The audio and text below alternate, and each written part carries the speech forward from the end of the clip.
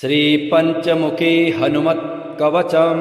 अस्य श्री पंचमुखी हनुमत् कवच स्तोत्र मंत्रस्य ब्रह्मा ऋषिः गायत्री छन्दः श्री हनुमान देवता राम बीजं मम शक्तिः चंद्रः कीलकम्। ओम ह्रौं कवचाय हुं ह्रौं अस्त्राय फट्। ओम हरिमर्कटमर्कटाय स्वाहा। ओम नमो भगवते पंचवदनाय पूर्वकपिमुखाय सकलशत्रुसंहरणाय स्वाहा। ओम नमो भगवते पंचवदनाय दक्षिणमुखाय करालवदनाय नरसिंहाय सकलभूतप्रमथनाय स्वाहा। ओम नमो भगवते पंचवदनाय पश्चिममुखाय गरुडाननाय सकलविषहराय स्वाहा। ओम नमो भगवते पंचवदनाय उत्तरमुखाय आदिवराहाय सकलसम्पत्कराय स्वाहा।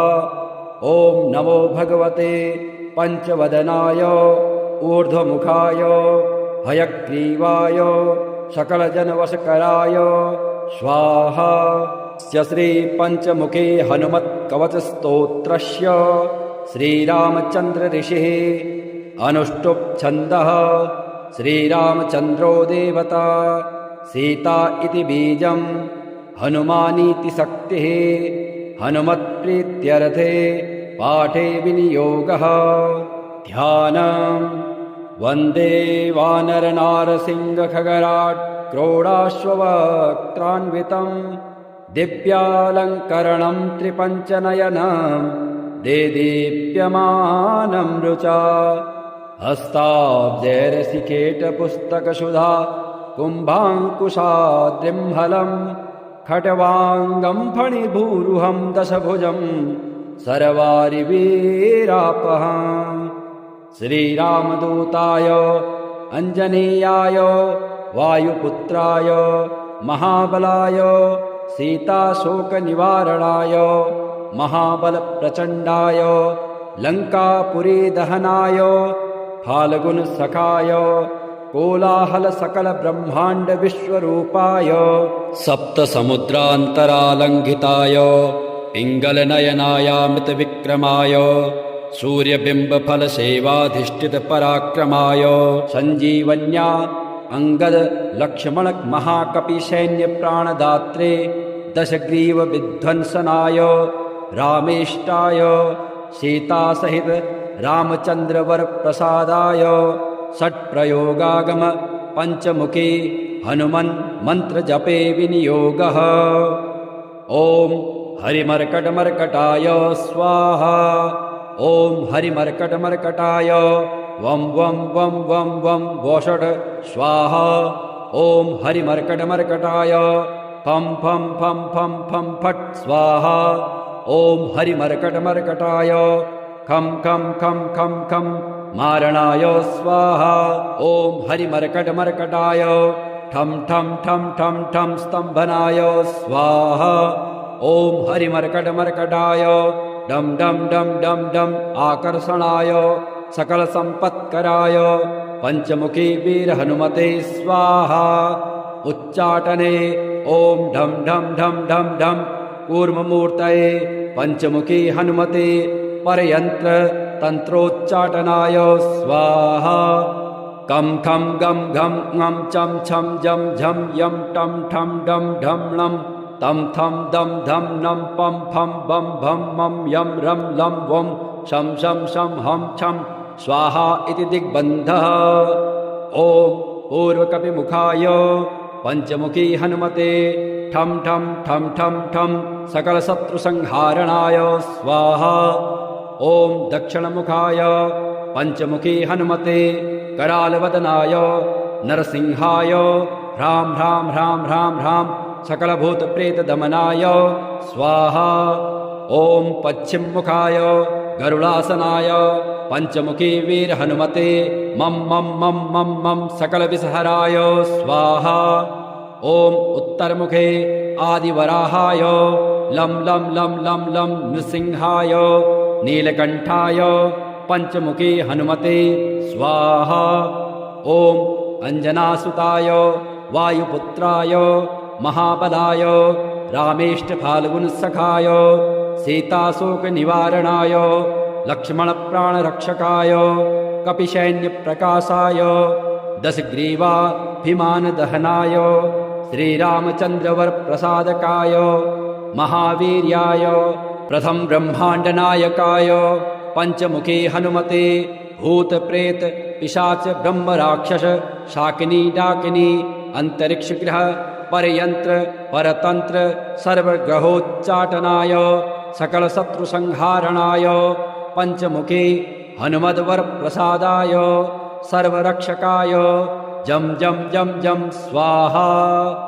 पठित्वेदं तु कवचं महान्तं कवचं पठेत् एकवारं पठे नित्यं सर्वशत्रुनिवारण द्विवारं तु पठे नित्यं पुत्रपौत्रप्रवर्धनं त्रिवारं पठते नित्यं सर्वसम्पत्करं परं चतुर्वारं पठे नित्यं सर्वमर्त्यवशङ्करं पञ्चवारं पठे नित्यं सर्वरोगनिवारणं षड्वारं तु पठे नित्यं सर्वदेववशीकरं सप्तवारं पठे नित्यं सर्वकामार्थसिद्धिदाम् अष्टवारं पठे नित्यं सर्वसौभाग्यदायकम् नववारं पठे नित्यं सर्वैश्वर्यप्रदायकम् दशवारं पठे नित्यं त्रैलोक्यज्ञानदर्शनम् एकादशं पठे नित्यं सर्वसिद्धिं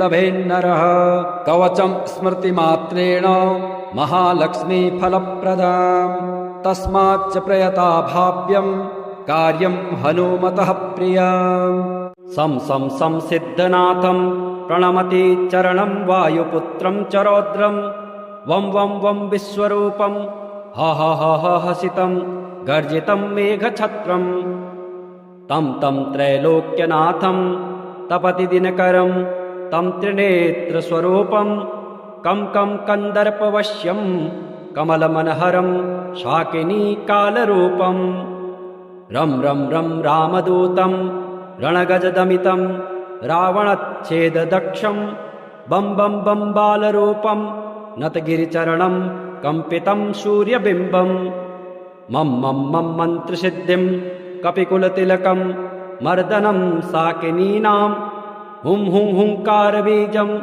हनति हनुमन्तं हन्यते शत्रुसैन्यं दं दं दं दीर्घरूपं धरकरशिखरं पातितं मेघनादम् ॐ ॐ उच्चाटितं वै सकलभूतलं योगिनीवृन्दरूपं छं छं छं क्षिप्रवेगं क्रमति च जलधिं ज्वालितं रक्षदुर्गं क्षेम क्षेम क्षेम क्षेमतत्त्वं धनुरुहकुलं मुच्यते बिम्बकारं कं कं कं कालदुष्टं जलनिधितरणं राक्षसानां विनाशे दक्षं श्रेष्ठं कवीनां त्रिभुवनचरतां प्राणिनां प्राणरूपं राम राम राम ह्रासतत्त्वं त्रिभुवनचरितं दैवतं सर्वभूते देवानां च त्रयाणां फणिभुवनधरं व्यापकं वायुरूपं त्वं त्वं त्वं वेदतत्त्वं बहुरिचयजुषं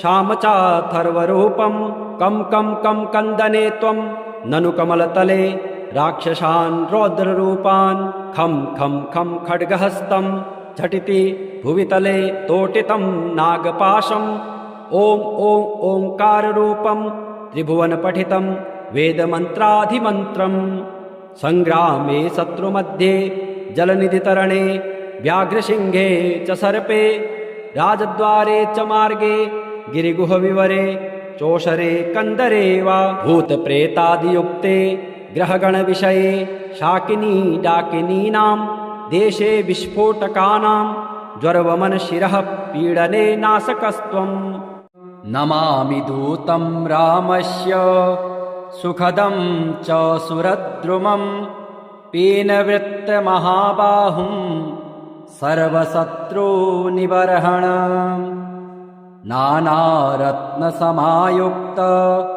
कुण्डलादिविभूषितं सर्वदाभीष्टदातारं सतां वै दृढमाहवे वासिनं चक्रतीर्थस्य दक्षिणस्थ गिरौ सदा तुङ्गाम्भोधितरङ्गस्य वातेन परिशोभिते नानादेशागतः सद्भिः सेव्यमानं नृपोत्तमः धूपदीपादिनैवेद्य पञ्चखाद्यैश्च शक्तितः भजामि श्रीहनुमन्तं हेमकान्ते समप्रभं व्यासतीर्थयतीन्द्रेण पूजितं प्रणिधानतः त्रिवारं यः पठेन्नित्यं स्तोत्रं भक्त्या द्विजोत्तमः वाञ्छितं लभतेऽभीष्टं षड्मासाभ्यन्तरे खलु पुत्रार्थे लभते पुत्रं यशोऽर्थे लभते यशः विद्यार्थे लभते विद्यां धनार्थे लभते धनम् सर्वथा मास्तु सन्देहो हरिः साक्षी जगत्पतेः यः करोति यत्र सन्देहं स याति निरयं ध्रुवम् वन्दे वानरनारसिंहखगराट् क्रोडाश्ववक्त्रान्वितं दिव्यालङ्करणं त्रिपञ्चनयनं देदीप्यमानं रुचा हस्ताब्जैरसिकेटपुस्तकसुधा कुम्भाङ्कुशाद्रिम्हलं खट्वाङ्गं फणिभूरुहं दशभुजं सर्वारिवीरापहम् श्रीरामदूताय अञ्जनेयाय वायुपुत्राय महाबलाय सीताशोकनिवारणाय महाबलप्रचण्डाय लङ्कापुरीदहनाय फाल्गुनसखाय कोलाहलसकलब्रह्माण्डविश्वरूपाय सप्तसमुद्रान्तरालङ्घिताय पिङ्गलनयनायामृतविक्रमाय सूर्यबिम्बफलसेवाधिष्ठितपराक्रमाय सञ्जीवन्या अङ्गदलक्ष्मणमहाकपिसैन्यप्राणदात्रे दशग्रीवविध्वंसनाय रामेष्टाय सीतासहित रामचन्द्रवरप्रसादाय षट्प्रयोगागम पञ्चमुखी हनुमन् मन्त्रजपे विनियोगः ॐ हरिमर्कटमर्कटाय स्वाहा ॐ हरिमर्कटमर्कटाय वं वं वं वं वं वोषट् स्वाहा ॐ हरिमर्कटमर्कटाय फं फं फं फं फं फट् स्वाहा ॐ हरिमर्कटमर्कटाय खं खं खं खं खं मारणाय स्वाहा ॐ हरिमर्कटमर्कटाय ठं ठं ठं ठं ठं स्तम्भनाय स्वाहा ॐ हरिमर्कटमर्कटाय डं डं डं डं डं आकर्षणाय सकलसम्पत्कराय पञ्चमुखी वीरहनुमते स्वाहा उच्चाटने ॐ ढं ढं ढं ढं ढं कूर्ममूर्तये पञ्चमुखी हनुमते परयन्त्र तन्त्रोच्चाटनाय स्वाहा कं खं गं घं ङं चं छं जं झं यं टं ठं डं ढं णं तं थं दं धं नं पं फं बं भं मं यं रं लं वं शं शं शं हं छं स्वाहा इति दिग्बन्धः ॐ पूर्वकपिमुखाय पञ्चमुखी हनुमते ठं ठं ठं ठं ठं सकलशत्रुसंहारणाय स्वाहा ॐ दक्षिणमुखाय पञ्चमुखी हनुमते करालवदनाय नरसिंहाय ह्रां ह्रां ह्रां ह्रां ह्रां सकलभूतप्रेतदमनाय स्वाहा ॐ पश्चिममुखाय गरुडासनाय पञ्चमुखी वीरहनुमते मं मं मं मं मं सकलविषहराय स्वाहा ॐ उत्तरमुखे आदिवराहाय लं लं लं लं लं नृसिंहाय नीलकण्ठाय पञ्चमुखी हनुमते स्वाहा ॐ अञ्जनासुताय वायुपुत्राय महाबलाय रामेष्टफाल्गुनसखाय सीताशोकनिवारणाय लक्ष्मणप्राणरक्षकाय कपिसैन्यप्रकाशाय दशग्रीवाभिमानदहनाय श्रीरामचन्द्रवरप्रसादकाय महावीर्याय प्रथम ब्रह्माण्डनायकाय पंचमुखे हनुमते भूत प्रेत पिशाच ब्रह्म राक्षस शाकिनी डाकिनी अंतरिक्ष ग्रह परयंत्र परतंत्र सर्वग्रहोच्चाटनाय सकल शत्रु संहारणाय पंचमुखे हनुमद्वर प्रसादाय सर्वरक्षकाय जम जम जम जम स्वाहा। पठित्वेदं तु कवचं महान्तं कवचं पठेत् एकवारं पठे नित्यं सर्वशत्रु निवारण द्विवारं तु पठे नित्यं पुत्रपौत्र प्रवर्धनं त्रिवारं पठते नित्यं सर्वसंपत्करं परं चतुर्वारं पठे नित्यं सर्वमर्त्यवशङ्करं पंचवारं पठे नित्यं सर्वरोगनिवारणं षड्वारं तु पठे नित्यं सर्वदेववशीकरं सप्तवारं पठे नित्यं सर्वकामार्थसिद्धिदम् अष्टवारं पठे नित्यं सर्वसौभाग्यदायकम् नववारं पठे नित्यं सर्वैश्वर्यप्रदायकम् दशवारं पठे नित्यं त्रैलोक्यज्ञानदर्शनम् एकादशं पठे नित्यं सर्वसिद्धिं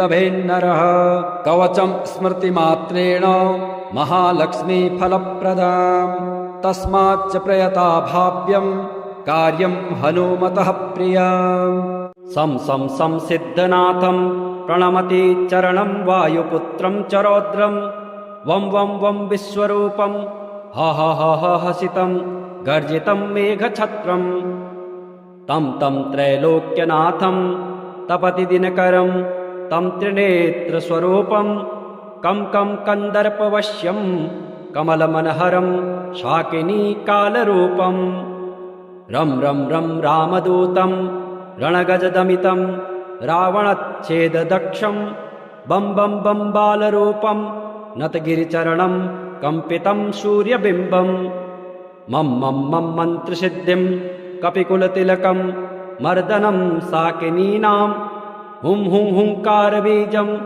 हनति हनुमन्तं हन्यते शत्रुसैन्यं दं दं दं दीर्घरूपं धरकरशिखरं पातितं मेघनादम् ॐ ॐ उच्चाटितं वै सकलभुवतलं योगिनी वृन्दरूपं छं छं छं क्षिप्रवेगं क्रमति च जलधिं ज्वालितं रक्षदुर्गं क्षेम क्षेम क्षेम क्षेमतत्त्वं धनुरुहकुलं मुच्यते बिम्बकारं कं कं कं कालदुष्टं जलनिधितरणं राक्षसानां विनाशे दक्षं श्रेष्ठं कवीनां त्रिभुवनचरतां प्राणिनां प्राणरूपं राम राम राम ह्रासतत्त्वं त्रिभुवनचरितं दैवतं सर्वभूते देवानां च त्रयाणां फणिभुवनधरं व्यापकं वायुरूपं त्वं त्वं त्वं वेदतत्त्वं बहुऋचयजुषं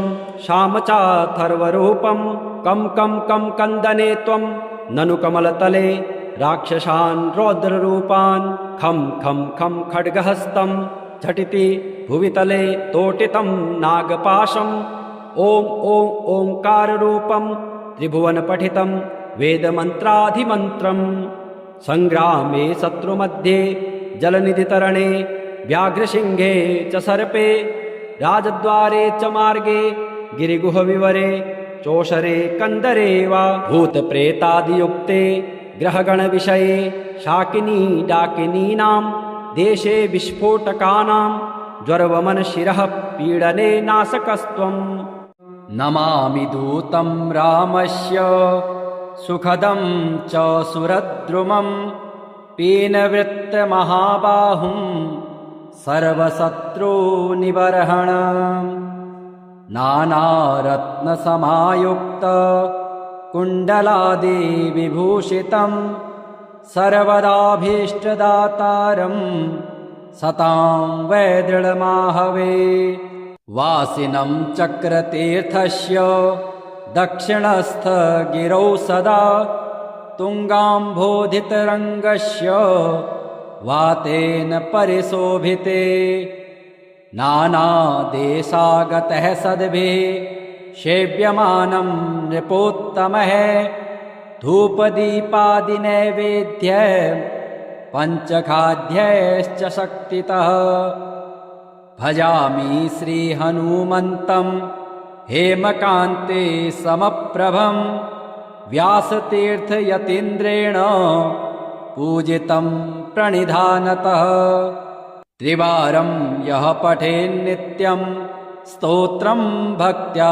द्विजोत्तमः वाञ्छितं लभतेऽभीष्टं षड्मासाभ्यन्तरे खलु पुत्रार्थे लभते पुत्रं यशोऽर्थे लभते यशः विद्यार्थे लभते विद्यां धनार्थे लभते धनम् सर्वथा मास्तु सन्देहो हरिः साक्षी जगत्पतेः यः करोति यत्र सन्देहं स याति निरयं ध्रुवम् वन्दे वानरनारसिंहखगराट् क्रोडाश्ववक्त्रान्वितं दिव्यालङ्करणं त्रिपञ्चनयनं देदीप्यमानं रुचा हस्ताब्जैरसिकेटपुस्तकसुधा कुम्भाङ्कुशाद्रिम्हलं खट्वाङ्गं फणिभूरुहं दशभुजं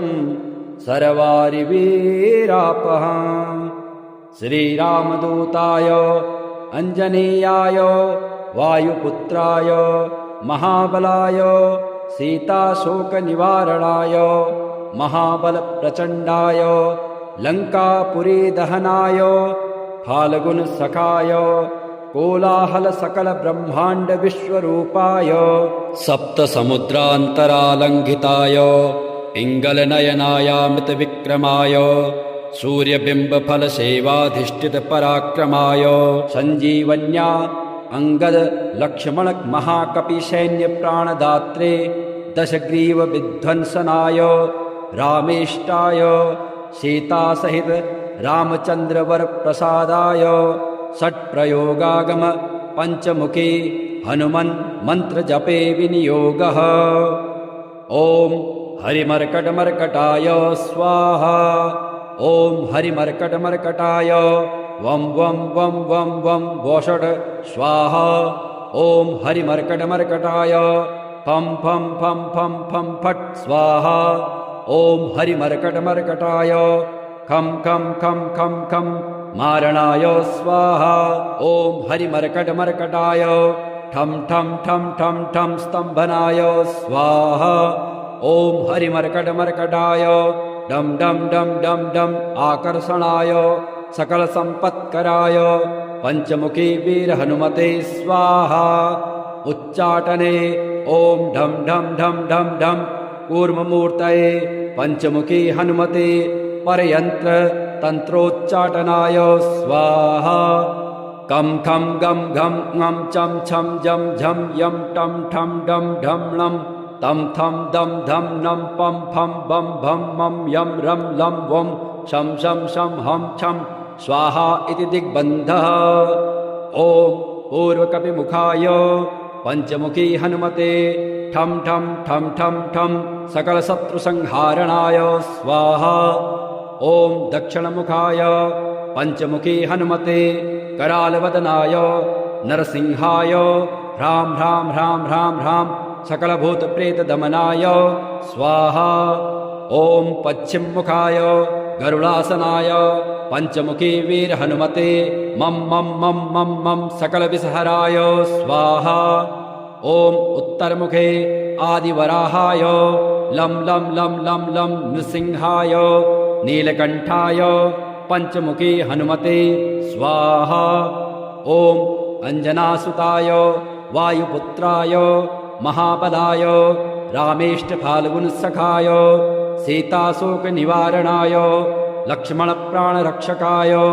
कपिसैन्यप्रकाशाय दशग्रीवाभिमानदहनाय श्रीरामचन्द्रवरप्रसादकाय महावीर्याय प्रथम ब्रह्माण्डनायकाय पञ्चमुखी हनुमते भूतप्रेत पिशाच ब्रह्म राक्षस शाकिनी डाकिनी अंतरिक्ष ग्रह परयंत्र परतंत्र सर्वग्रहोच्चाटनाय सकल शत्रु संहारणाय पंचमुखी हनुमद्वर प्रसादाय सर्वरक्षकाय जम जम जम जम स्वाहा। पठित्वेदं तु कवचं महान्तं कवचं पठेत् एकवारं पठे नित्यं सर्वशत्रु निवारण द्विवारं तु पठे नित्यं पुत्रपौत्र प्रवर्धनम् त्रिवारं पठते नित्यं सर्वसम्पत्करं परम् चतुर्वारं पठे नित्यं सर्वमर्त्यवशङ्करम् पंचवारं पठे नित्यं सर्वरोगनिवारणम् षड्वारं तु पठे नित्यं सर्वदेववशीकरम् सप्तवारं पठे नित्यं सर्वकामार्थसिद्धिदाम् अष्टवारं पठे नित्यं सर्वसौभाग्यदायकम् नववारं पठे नित्यं सर्वैश्वर्यप्रदायकम् दशवारं पठे नित्यं त्रैलोक्यज्ञानदर्शनम् एकादशं पठे नित्यं सर्वसिद्धिं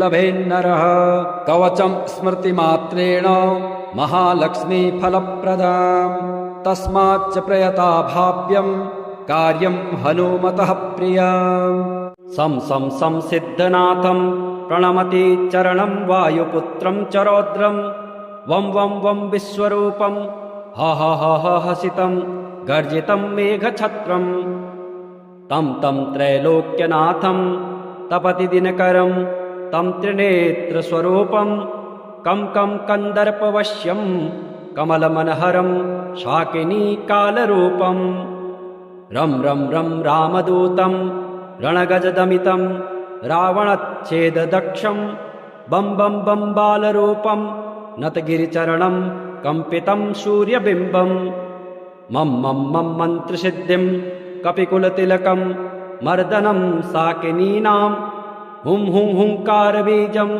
हनति हनुमन्तं हन्यते शत्रुसैन्यं दं दं दं दीर्घरूपं धरकरशिखरं पातितं मेघनादम् ॐ ॐ उच्चाटितं वै सकलभूतलं योगिनीवृन्दरूपं छं छं छं क्षिप्रवेगं क्रमति च जलधिं ज्वालितं रक्षदुर्गं क्षेम क्षेम क्षेम क्षेमतत्त्वं धनुरुहकुलं मुच्यते बिम्बकारं कं कं कं कालदुष्टं जलनिधितरणं राक्षसानां विनाशे दक्षं श्रेष्ठं कवीनां त्रिभुवनचरतां प्राणिनां प्राणरूपं राम राम राम ह्रासतत्त्वं त्रिभुवनचरितं दैवतं सर्वभूते देवानां च त्रयाणां फणिभुवनधरं व्यापकं वायुरूपं त्वं त्वं त्वं वेदतत्त्वं बहुऋचयजुषं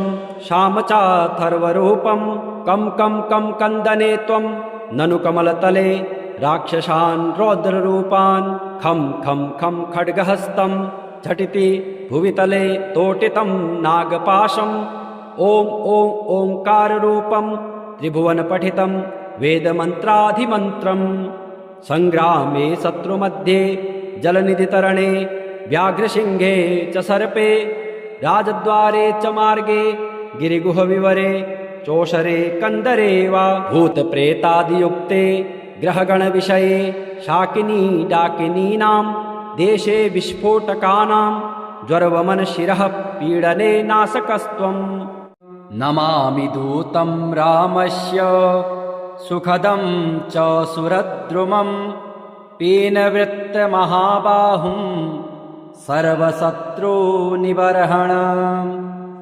नानारत्नसमायुक्त कुण्डलादिविभूषितं सर्वदाभीष्टदातारं सतां वै दृढमाहवे वासिनं चक्रतीर्थस्य दक्षिणस्थगिरौ सदा तुङ्गाम्भोधितरङ्गस्य वातेन परिशोभिते नानादेशागतः सद्भिः सेव्यमानं नृपोत्तमः धूपदीपादिनैवेद्य पञ्चखाध्यैश्च शक्तितः भजामि श्रीहनुमन्तं हेमकान्ते समप्रभं व्यासतीर्थयतीन्द्रेण पूजितं प्रणिधानतः त्रिवारं यः पठेन्नित्यं स्तोत्रं भक्त्या द्विजोत्तमः वाञ्छितं लभतेऽभीष्टं षड्मासाभ्यन्तरे खलु पुत्रार्थे लभते पुत्रं यशोऽर्थे लभते यशः विद्यार्थे लभते विद्यां धनार्थे लभते धनम् सर्वथा मास्तु सन्देहो हरिः साक्षी जगत्पतेः यः करोति यत्र सन्देहं स याति निरयं ध्रुवम् वन्दे वानरनारसिंहखगराट् क्रोडाश्ववक्त्रान्वितं दिव्यालङ्करणं त्रिपञ्चनयनं देदीप्यमानं रुचा हस्ताब्जैरसिकेटपुस्तकसुधा कुम्भाङ्कुशाद्रिम्हलं खट्वाङ्गं फणिभूरुहं दशभुजं सर्वारिवीरापहम् श्रीरामदूताय अञ्जनेयाय वायुपुत्राय महाबलाय सीताशोकनिवारणाय महाबलप्रचण्डाय लङ्कापुरीदहनाय फाल्गुनसखाय कोलाहलसकलब्रह्माण्डविश्वरूपाय सप्तसमुद्रान्तरालङ्घिताय पिङ्गलनयनायामृतविक्रमाय सूर्यबिम्बफलसेवाधिष्ठितपराक्रमाय सञ्जीवन्या अङ्गदलक्ष्मणमहाकपिसैन्यप्राणदात्रे दशग्रीवविध्वंसनाय रामेष्टाय सीतासहित रामचन्द्रवरप्रसादाय षट्प्रयोगागम पञ्चमुखी हनुमन् मन्त्रजपे विनियोगः ॐ हरिमर्कटमर्कटाय स्वाहा ॐ हरिमर्कटमर्कटाय वं वं वं वं वं वोषट् स्वाहा ॐ हरिमर्कटमर्कटाय फं फं फं फं फं फट् स्वाहा ॐ हरिमर्कटमर्कटाय खं खं खं खं खं मारणाय स्वाहा ॐ हरिमर्कटमर्कटाय ठं ठं ठं ठं ठं स्तम्भनाय स्वाहा ॐ हरिमर्कटमर्कटाय डं डं डं डं डं आकर्षणाय सकलसम्पत्कराय पञ्चमुखी वीरहनुमते स्वाहा उच्चाटने ॐ ढं ढं ढं ढं ढं कूर्ममूर्तये पञ्चमुखी हनुमते परयन्त्र तन्त्रोच्चाटनाय स्वाहा कं खं गं घं ङं चं छं जं झं यं टं ठं डं ढं णं तं थं दं धं नं पं फं बं भं मं यं रं लं वं शं शं शं हं छं स्वाहा इति दिग्बन्धः ॐ पूर्वकपिमुखाय पञ्चमुखी हनुमते ठं ठं ठं ठं ठं सकलशत्रुसंहारणाय स्वाहा ॐ दक्षिणमुखाय पञ्चमुखी हनुमते करालवदनाय नरसिंहाय ह्रां ह्रां ह्रां ह्रां ह्रां सकलभूतप्रेतदमनाय स्वाहा ॐ पश्चिममुखाय गरुडासनाय पञ्चमुखी वीरहनुमते मं मं मं मं मं सकलविषहराय स्वाहा ॐ उत्तरमुखे आदिवराहाय लं लं लं लं लं नृसिंहाय नीलकण्ठाय पञ्चमुखी हनुमते स्वाहा ॐ अञ्जनासुताय वायुपुत्राय महाबलाय रामेष्टफाल्गुनसखाय सीताशोकनिवारणाय लक्ष्मणप्राणरक्षकाय कपिसैन्यप्रकाशाय दशग्रीवाभिमानदहनाय श्रीरामचन्द्रवरप्रसादकाय महावीर्याय प्रथम ब्रह्माण्डनायकाय पञ्चमुखी हनुमते भूतप्रेत पिशाच ब्रह्मराक्षस शाकिनी डाकिनी अंतरिक्षग्रह परयंत्र परतंत्र सर्वग्रहोच्चाटनाय सकलशत्रुसंहारणाय पञ्चमुखी हनुमद्वरप्रसादाय सर्वरक्षकाय जं जं जं जं स्वाहा। पठित्वेदं तु कवचं महान्तं कवचं पठेत्। एकवारं पठे नित्यं सर्वशत्रुनिवारण। द्विवारं तु पठे नित्यं पुत्रपौत्रप्रवर्धनम्। त्रिवारं पठते नित्यं सर्वसम्पत्करं परम्। चतुर्वारं पठे नित्यं सर्वमर्त्यवसङ्करम्। पञ्चवारं पठे नित्यं सर्वरोगनिवारणम्। षड्वारं तु पठे नित्यं सर्वदेववशीकरम्। सप्तवारं पठे नित्यं सर्वकामार्थसिद्धिदाम्। अष्टवारं पठे नित्यं सर्वसौभाग्यदायकम्। नववारं पठे नित्यं सर्वैश्वर्यप्रदायकम्। दशवारं पठे नित्यं त्रैलोक्यज्ञानदर्शनम्। एकादशं पठे नित्यं सर्वसिद्धिं लभेन्नरः। कवचं स्मृतिमात्रेण महालक्ष्मीफलप्रदाम्। तस्माच्च प्रयता भाव्यं कार्यं हनुमतः प्रियम्। सं सिद्धनाथं प्रणमति चरणं वायुपुत्रं च रौद्रं। वं वं वं विश्वरूपं ह ह ह ह हसितं गर्जितं मेघछत्रं। तं तं त्रैलोक्यनाथं तपति दिनकरं तं त्रिनेत्रस्वरूपं।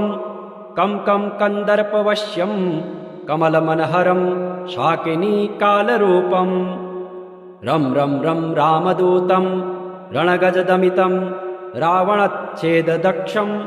बं बं बं बालरूपं नतगिरिचरणं कम्पितं सूर्यबिम्बं। मं मं मं मन्त्रसिद्धिं कपिकुलतिलकं मर्दनं साकिनीनां। हुं हुं हुङ्कारबीजं हनति हनुमन्तं हन्यते शत्रुसैन्यं। दं दं दं दीर्घरूपं धरकरशिखरं पातितं मेघनादम्। ॐ ॐ उच्चाटितं वै सकलभूतलं योगिनीवृन्दरूपं। छं छं छं क्षिप्रवेगं क्रमति च जलधिं ज्वालितं रक्षदुर्गं। क्षें क्षें क्षें क्षेमतत्त्वं धनुरुहकुलं मुच्यते बिम्बकारं। कं कं कं कालदुष्टं जलनिधितरणं राक्षसानां विनाशे। दक्षं श्रेष्ठं कवीनां त्रिभुवनचरतां प्राणिनां प्राणरूपं। राम राम राम ह्रासतत्त्वं त्रिभुवनचरितं दैवतं सर्वभूते। देवानां च त्रयाणां फणिभुवनधरं व्यापकं वायुरूपं। त्वं त्वं त्वं वेदतत्त्वं बहुऋचयजुषं शामचाथर्वरूपं। कं कं कं कन्दने त्वं ननु कमलतले राक्षसान् रौद्ररूपान्। खं खं खं खड्गहस्तं झटिति भुवितले तोटितं नागपाशम्। ॐ ॐ ओङ्काररूपं त्रिभुवनपठितं वेदमन्त्राधिमन्त्रम्। सङ्ग्रामे शत्रुमध्ये जलनिधितरणे व्याघ्रसिंहे च सर्पे। राजद्वारे च मार्गे गिरिगुहविवरे चोषरे कन्दरे वा। भूतप्रेतादियुक्ते ग्रहगणविषये शाकिनी डाकिनीनां।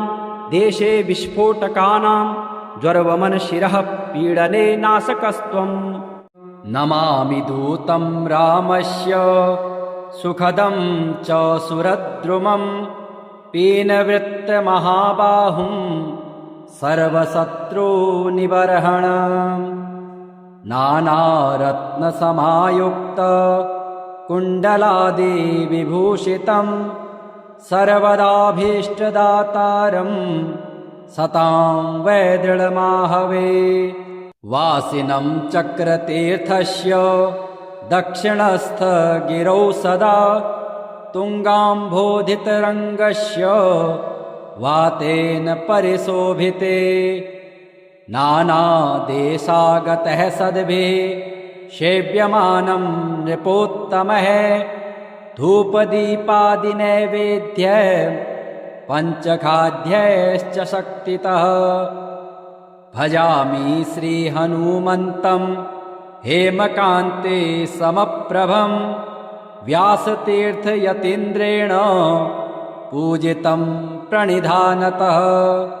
त्रिवारं यः पठेन्नित्यं स्तोत्रं भक्त्या द्विजोत्तमः वाञ्छितं लभतेऽभीष्टं षड्मासाभ्यन्तरे खलु। पुत्रार्थे लभते पुत्रं, यशोर्थे लभते यशः, विद्यार्थे लभते विद्यां, धनार्थे लभते धनम्। सर्वथा मास्तु सन्देहो, हरिः साक्षी जगत्पतेः। यः करोत्यत्र सन्देहं, स याति निरयं ध्रुवम्।